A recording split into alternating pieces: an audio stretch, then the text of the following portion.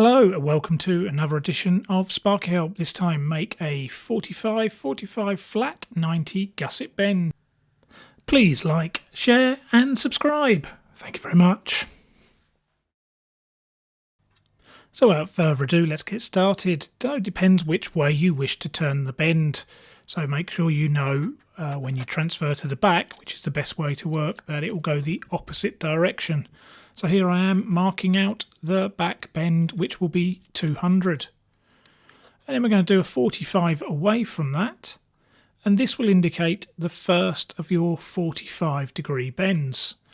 So we're going to mark round, all the way around, and working on the back is much easier and more accurate because the front can close up. And this will be the back, as we said. And this is your first bend. What we now need to do is a 45, so we can use a piece of paper, fold it in half again, and this will give you 22.5. Obviously, if your tray isn't long enough, then you can do a calculation. And that calculation is opposite is equal to adjacent times the tan of the angle. So 50 in this case times the tan of 22.5. Remember, your phone, when turned sideways, will become a scientific calculator, and there's our 20.7, and we're going to mark those round. So that's on the side, this is on the top, and we'll mark out the bits we're going to remove. Now you don't have to take out that entire piece, you could just cut one diagonal but then cut out the curved parts.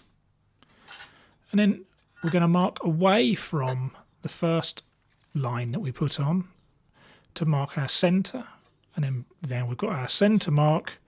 We can mark the same angle marks and identify which parts we're going to take out. Remember, always check before cutting. Measure twice, cut once. Marking out the bits we need. Like I say, I always like to do the 45s and to take out the entire section, but you don't need to. Then using whichever method you prefer, safely obviously, I'm going to cut out those pieces.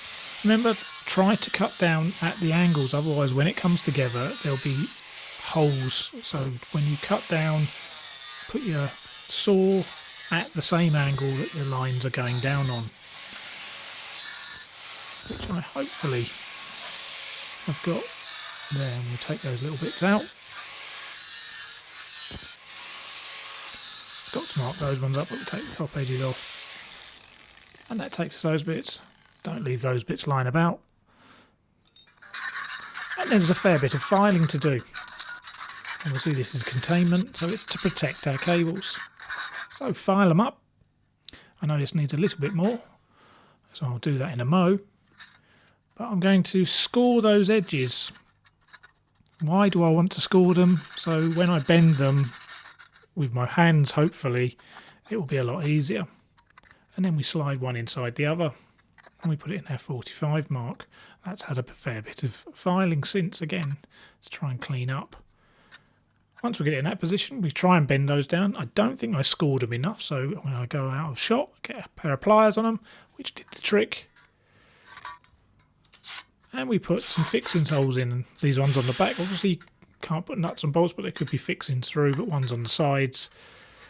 With hindsight, I'd probably left the tags on the other bit, so the nuts and bolts were on each of the straight parts. And there's our 200. I hope that helps. Sparky Help, thank you very much. Please like, share and subscribe.